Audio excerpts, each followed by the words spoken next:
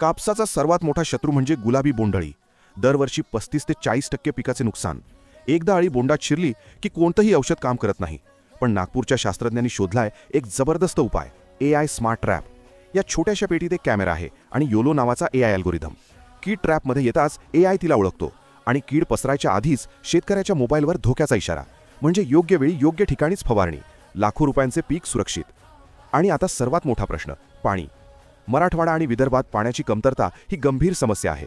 गावकऱ्यांनी मिळून विहिरींच्या पाण्याची पातळी मोजली, वॉटर बजेट तयार केले आणि आता सुखारक्षक नावाचा AI चॅटबॉट सॅटेलाइट डेटाचा वापर करून दुष्काळाची 4 आठवडे आधीच अचूक भविष्यवाणी करतो. म्हणजे शेतकरी आधीच ठरवू शकतात कोणते पीक घ्यायचे.